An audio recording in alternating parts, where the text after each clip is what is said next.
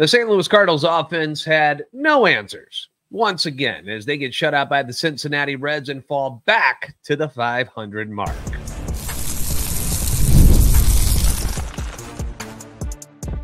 You are Locked On Cardinals, your daily St. Louis Cardinals podcast, part of the Locked On Podcast Network, your team every day.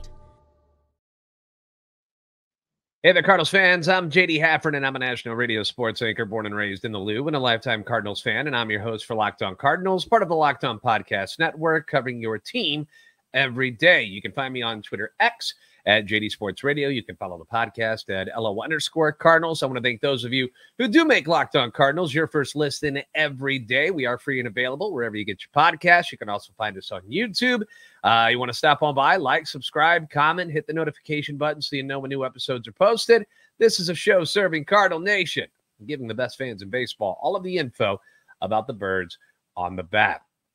Today's episode is being brought to you by FanDuel. Now through September 22nd, all FanDuel customers can bet $5 and get a 3-week free trial of NFL Sunday Ticket from YouTube and YouTube TV. Visit FanDuel.com to get started.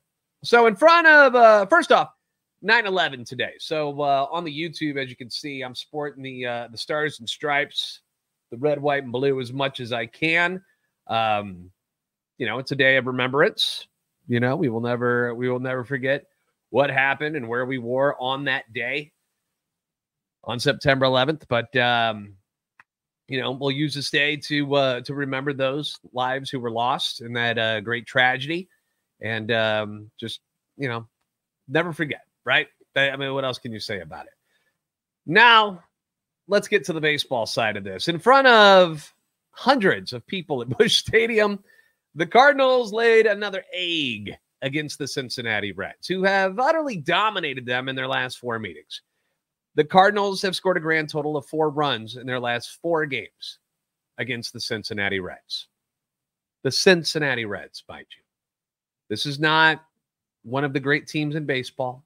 This is not considered one of the great pitching staffs in baseball. For whatever reason, the Cincinnati Reds own them. Andrew Abbott, Hunter Green both shut them down in the first 2 games of this last 4-game set. Then it was a bullpen game. Cardinals couldn't do anything against them. Tuesday, it was rookie Rhett Lauder, who looks like he might be something special considering what his numbers have been so far since he's been called up to the show. He's allowed just 1 run in 15 1/3 innings against the Brewers, the Astros, and then the Cardinals. Now, those 2 other teams are first-place teams. They're pretty darn good. Then you have the Cardinals, who haven't been able to hit much of anything since returning home this past weekend. They've scored a grand total of 7 runs in their last 4 games. Now, the strike zone on Tuesday night was a joke, an absolute joke. One of the most inaccurate home plate umpires in the league, 69-year-old Larry Vanover, was all over the place with his strike zone, per usual. The stats don't lie. He sucks. Normally, Tuesday night, he sucked even more than he normally does. I've actually got this graphic here, and I'm sorry that if you're listening to the audio version, you cannot see it, but you can see that on YouTube. Like, that is like Stevie Wonder throwing darts, and he's just calling them strikes. Like, look at that. And the sad part is, as you look at the scorecard here, which, by the way, says, 83%? Is that what I'm looking at here? Accuracy? 83% called strike accuracy. And it actually favors the Cardinals by 1.41. Like, more calls went the Cardinals' way than for the Reds. And the Cardinals still got shut out. That's bad. But it was bad on both sides, so much that Reds manager David Bell got tossed after Elly De La Cruz had back-to-back horrific calls called strikes against him that went the Cardinals' way, and he ends up striking out. David Bell was like, no. I've had enough.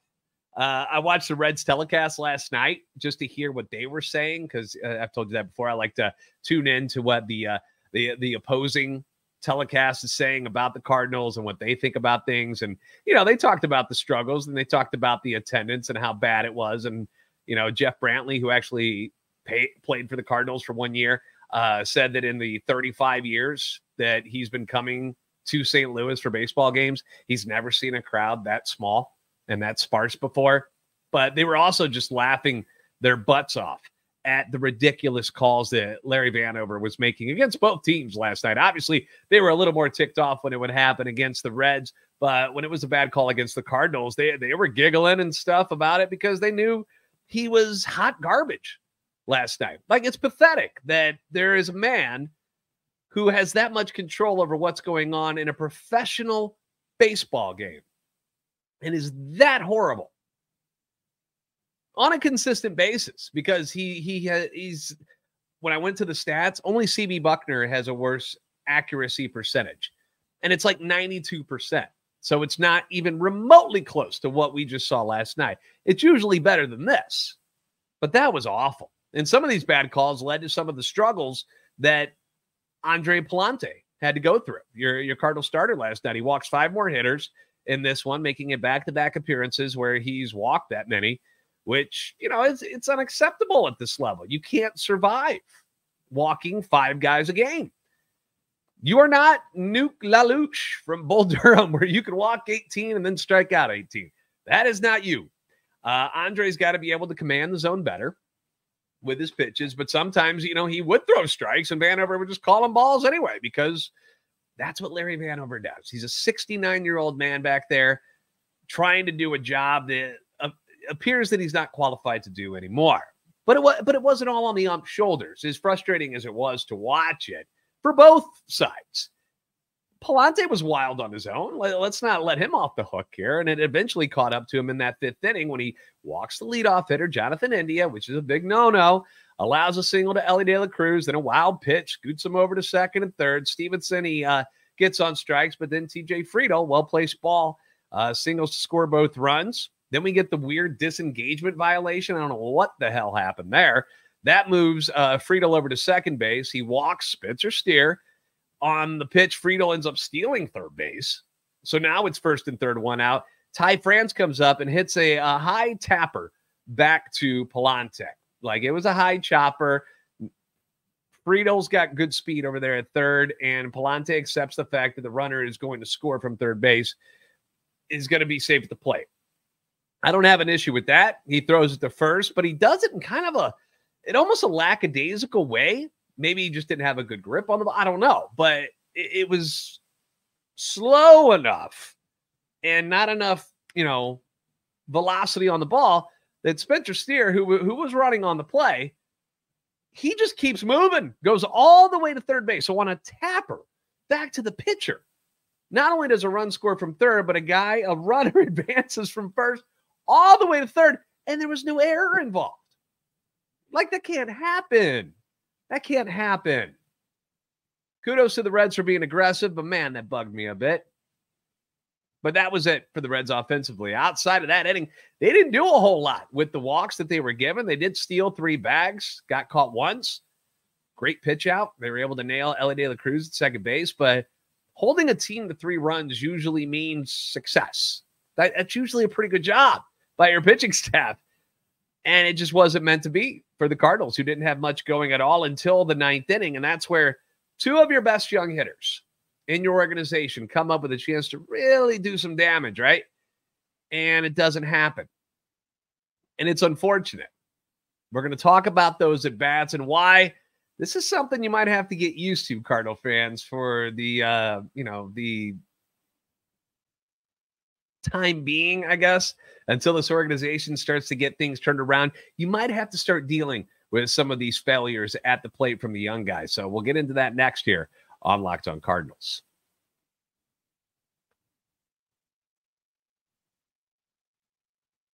With the season winding down, there's only so many home games left to catch your Cardinals in action, and Gametime is an authorized ticket marketplace of Major League Baseball that makes getting tickets faster and easier. And as you've noticed, there are plenty of seats available at Busch Stadium. Tiny crowd last night, but you can get there and you can get great seats. You can end up in the first couple of rows close to some of your favorite players with killer last-minute deals, all-in prices, views from your seat, and their lowest price guarantee. Gametime takes the guesswork out of buying MLB tickets. But it's not just baseball. No, you can save up to 60% off of buying last-minute tickets for all your favorite sports, whether it's NFL, whether it's college football, college basketball and stuff when that gets rolling eventually, as well as concerts, comedy shows, theater, and a whole lot more. So what are you waiting for? Gametime takes the guesswork out of buying MLB tickets in all of your favorite tickets, no matter what it may be. Whatever you want to get to, Gametime's going to have tickets available. And if you do it at the right times and you find the flash deals and stuff, good for you. Nail it. Take advantage. Download the Gametime app, create an account, use code LOCKEDONMLB for $20 off your first purchase. Terms apply. Again, create an account, redeem code LOCKEDONMLB, LOCKEDONMLB for $20 off. Download Gametime today. Last minute tickets, lowest price, guaranteed.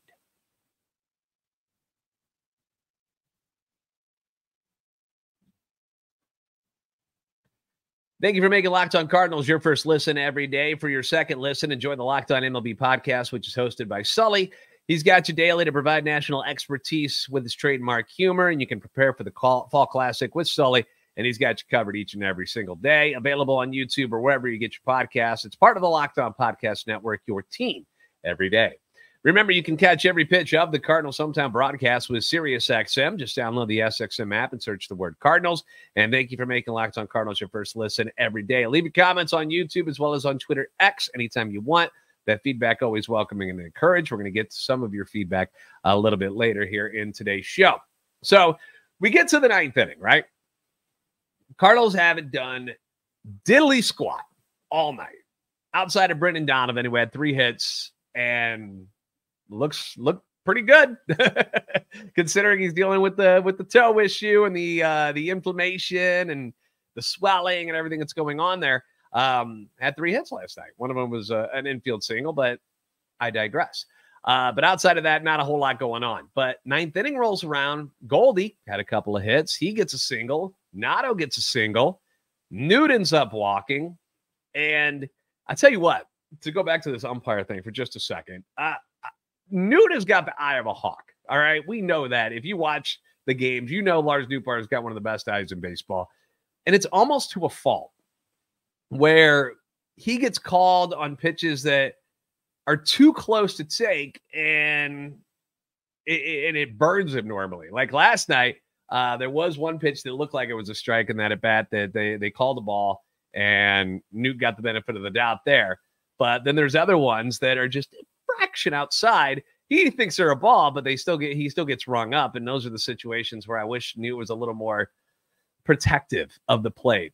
But I can't wait to see when that challenge system they use in the minor leagues gets up to the major leagues. I am very curious to how many that he and like Brendan Donovan, who's got another great eye, and Matt Carpenter, if he's still around when it gets here. I wonder how many challenges they're going to win, because both of them seem to get called out on pitches that are balls, but are just a fraction off the plate. They just know the zone so well that they don't swing. So I think that's going to be very interesting to see those stats when they do become available. But bases loaded, nobody out now. All right, Newt gets on.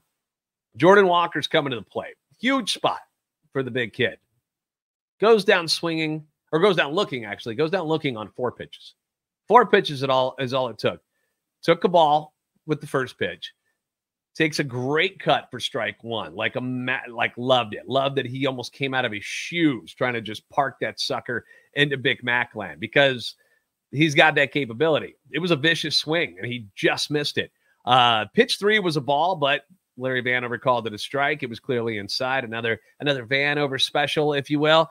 But the third strike was a great pitch. Just watch the cutter hit the low outside zone, and he is gone. So he's still caught in between of what the hell he's looking for, because he's trying to stay off the pitches away, so much to it where now they're throwing him strikes on that part of the plate, and he's taking them, and then he's chasing ones that are off the plate. He's working at it. He's working at it, but it hasn't clicked yet. Then you get rookie Thomas JC. He gets a shot. He had scorched one earlier in the game, just a missile right at the left fielder. I think it was like at 108 off the bat. Like, he gets in and gets called out on strikes on probably one of the worst Vanover calls of the night earlier in the game, where it was up and out of the zone like that. That was probably the worst pitch that Vanover called and strike out.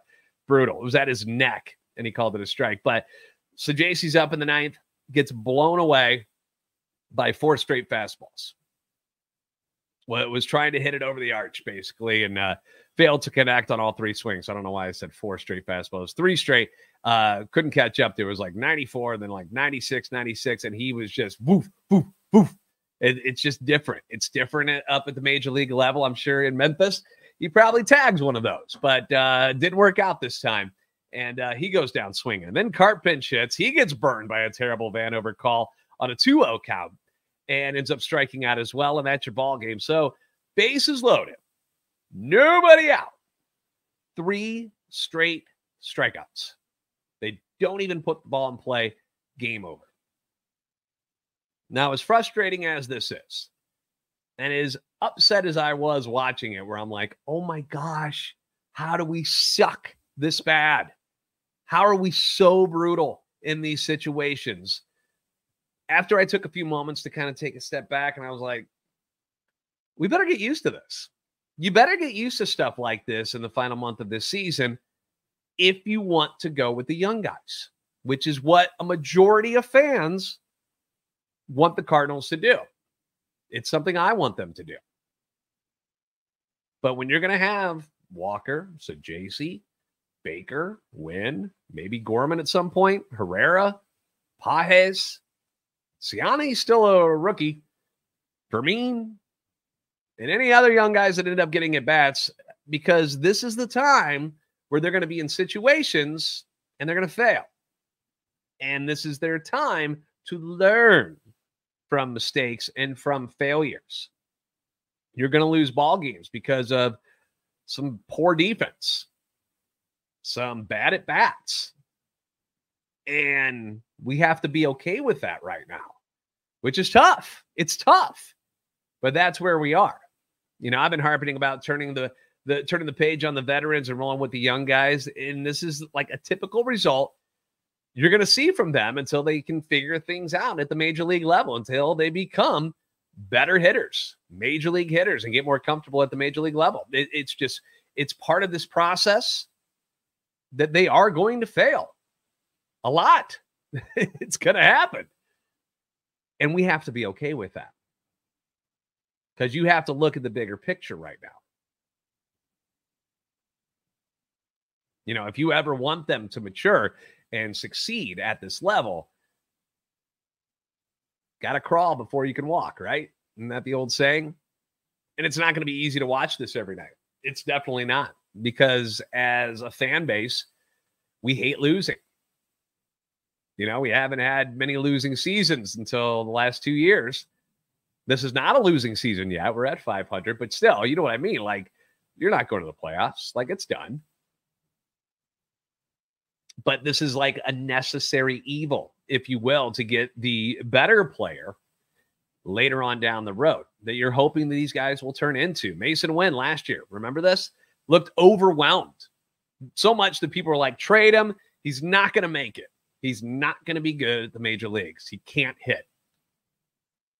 What happened there? What happened there? Things are much better this year. And you're hoping that this is a stepping stone to even better seasons moving forward. Masyn Winn is still a rookie this year. All right, this is his first full year. Then I know he's hit a lull here at the very end of the year, which happens to a lot of young players because they're exhausted. They're not used to the major league grind. You know, Jordan Walker, he's just been in a strange situation all year. He's up. He does okay, gets sent down, comes back up, has a great second half last year, comes back this year, struggles, sent back down, comes back up for that weird platoon role for a week, then struggles, gets sent back down, then he's recalled again for good. And outside of the big game in New York, it's been a struggle. And it's weird because last year he hit at the major league level. Did just fine in the second half. And it's like he's starting all over again this season. So it's been a little bit of a bizarre roller coaster with Jordan Walker. But you got to let him figure it out. You got to let him figure it out. He's not going to get better by just seeing AAA pitching all the time. He's got to learn to hit the major league guys. Same thing for Nolan Gorman. Gorman lost playing time. All right, so the Gorman situation, because the Cardinals couldn't trust him to even put the ball in play anymore, he lost all of his playing time, and they were still at the point when they sent him down, they were kind of holding on to playoff aspirations still, right? So they sent him down. And since he's gone down, he looks like he's starting to get his confidence back. He popped a few more home runs since going to Memphis, 6 to be exact, hit 2 last night on Tuesday night. Did that in 16 games. Has 6 in 16 games, 60 at-bats. That's encouraging. Maybe he gets to come back up before the season is done. I hope he does. Because he needs to be able to do this stuff against major league pitchers. We figured it out. You can hit AAA. Same with like Luke and Baker. Figured it out. You can hit AAA. Now you got to learn to hit the big boys. Now you got to learn to hit the best in the world. And there's going to be struggles, but it's something that the Cardinals have to be prepared to deal with. Same thing with the fans. Like, you can't just go, oh, all these guys suck now. No, they have to get better. And the only way to get better is to face major league pitching. And there's going to be problems. What's the one saying? Like, it's going to get worse before it gets better. You gotta feel that way, that this is a path and there will be light at the end of this tunnel with these guys. You know, so JC is going to need time to adjust to major league pitching. You got to be okay with it. If this is the path you want the Cardinals to turn over and not be a veteran-laden team anymore and go with the youth, then you got to be willing to take the good with the bad. I want to do some fan feedback from yesterday's episode on Miles Michaelis, because there was a lot of people chiming in yesterday. We'll get to that next here on Locked On Cardinals. You've heard us talk a lot about FanDuel, America's #1 sports book. Well, we have something a little different for you now through September 22nd. All FanDuel customers can bet $5 and get a 3-week free trial of NFL Sunday Ticket from YouTube and YouTube TV. Then, with a YouTube TV-based plan, you'll be able to watch every regular season Sunday afternoon out-of-market game. And all you need is a Google account, which is something you probably have, and a current form of payment, which you probably have as well. And you can cancel anytime. If you try it out and it doesn't work out, you don't like it, you can cancel anytime. There's no obligation to stick around. NFL Sunday Ticket, it's great. For a football fan, for an NFL fan, it's the best. It is the best. Red Zone is cool. NFL Sunday Ticket is the best, though, like where you get to watch the full-on game. You don't have to rely on them to skip around and find whatever it is you want to look at. You got full control of this, no matter who it is you're rooting for, whether it's the Rams, the Chiefs, whoever. This is the deal for you.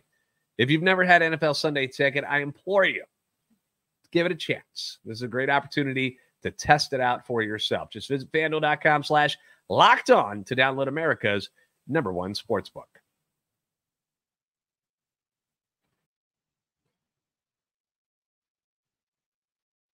Thank you for making Locked On Cardinals your first listen today. Now go check out the Locked On MLB podcast. Prepare for the Fall Classic with my friend Sully, who's got you covered every single day. You can find the link to Locked On MLB in the description, so you don't need to search. It's all part of the Locked On Podcast Network. You're a team every day. So I want to start implementing more of your comments, more of your suggestions. I want to get your feelings out there. You know, each day we're going to go back to a previous episode and pick out some of the comments and stuff to have a little discussion. You know, it's like my own little Locked On text line, if you will. So yesterday we talked a lot about Miles Michaelis.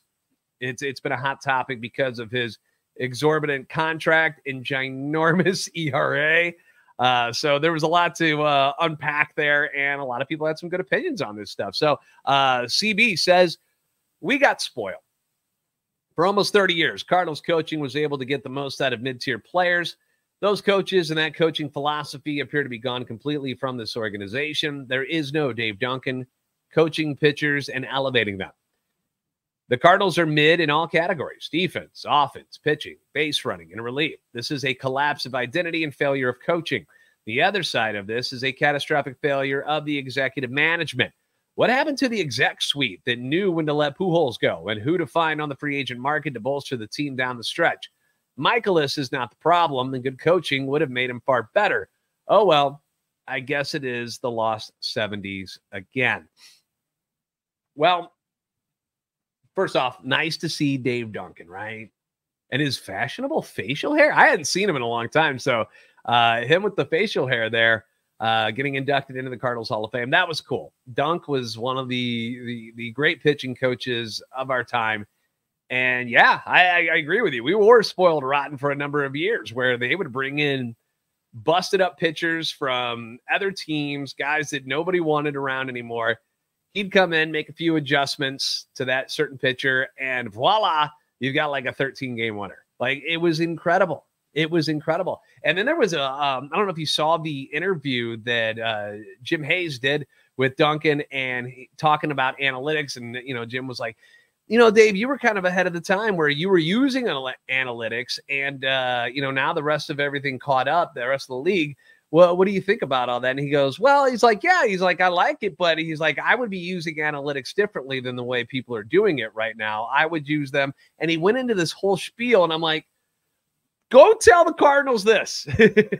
Can we not get Dave to be like some kind of pitching coach, overseer kind of guy to just kind of throw some knowledge here and there? Like, shoot him a video. He doesn't have to be at the camps. He doesn't have to be, at the games and stuff. But can we send him video each week and be like, what are you thinking about here? What do you think here? I just need, I don't know. He's so good. He's so good. And he just, almost everything he touched turned to gold. And it is unfortunate that we had this for so long. And now here we are with, like you said, a mid team, a mid organization, a mid to below average coaching staff. Nato and Goldie got old real quick. The organization fell behind the times of development. They got lazy. They took it all for granted, the coaching, the fans. And now it's this cluster of just average everywhere you turn.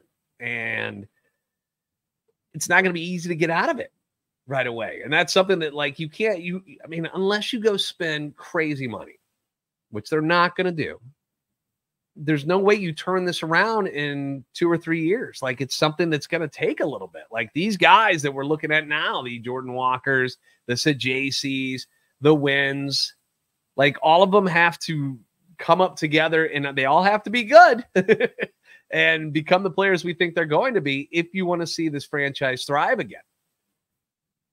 I mean, you can keep patchworking your rotation stuff, but eventually it's going to collapse, and it has. And now you're waiting for that next, that wave of talent to come through, and they're not ready yet, pitching wise. You're hoping next year you'll see some of them, but it's more of like, looking at it, it feels like this team's at least 2 years away. That's just my opinion. Randy says, you have no choice but to keep Michaelis. He's been 5 times better than Wainwright's last year. I mean, you do have choice. You can do whatever you want with him. You can cut him. You can trade him. You can do whatever you want with Miles Michaelis. It's up to you. Yeah, he is having a better year than Adam Wainwright's last year, but that's not really saying much. Adam Wainwright who was injured, mind you, but was still 5-11, 7.40 ERA. I mean, that was ugly. That was rough to watch because Adam's like a friend to everybody, and watching him struggle like that was painful. For everybody, for him and his family, as well as the Cardinal Nation. The team sucked, and he was getting creamed, and it was just bad altogether. So we're glad he went out on a high note, though, and picked up that 200th win. Jack says, the Cardinals' problem isn't an individual player. It's the whole team's batting. You are going to lack RBIs and home runs when your whole lineup is chasing balls out of the strike zone and striking out at a high rate. Matt Carpenter is one of the best at seeing pitches and drawing walks on the team. Other players should pay attention when you see the pitches better and force a pitcher to throw more. It wears them down a lot faster, which produces hits and runs. They need batting coaches in the minors and major leagues that can train the player to draw more walks and less strikeouts.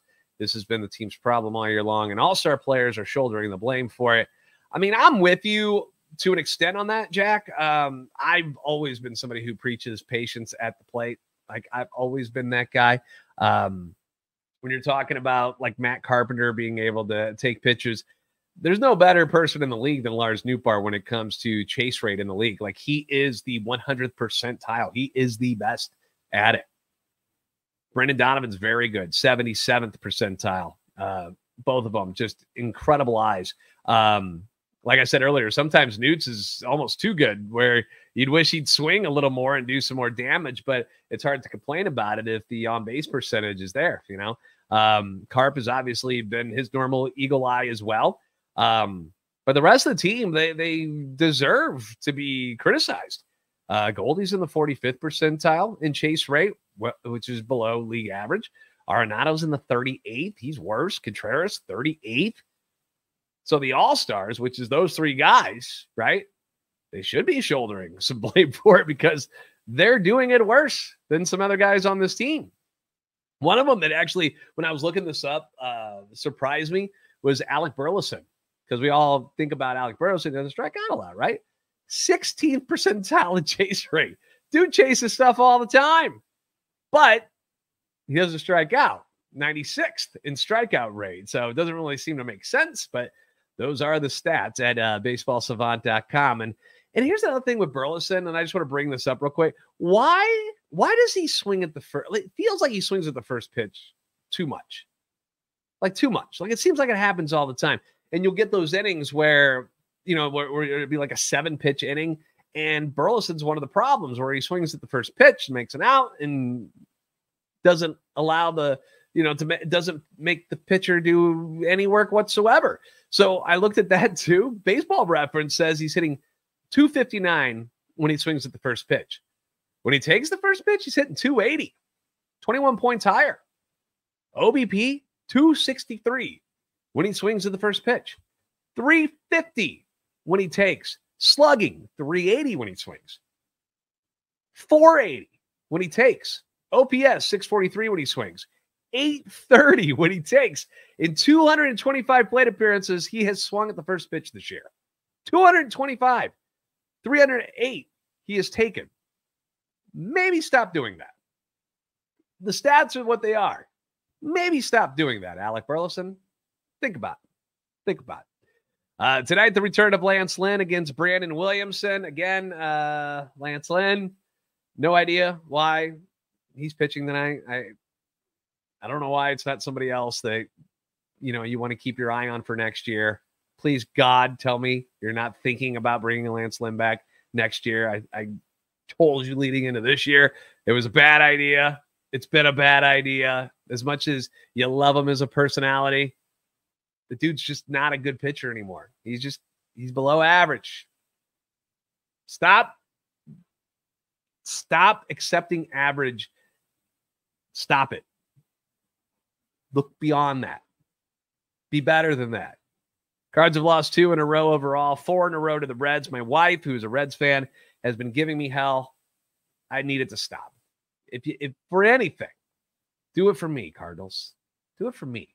First pitch, 6:45 St. Louis time.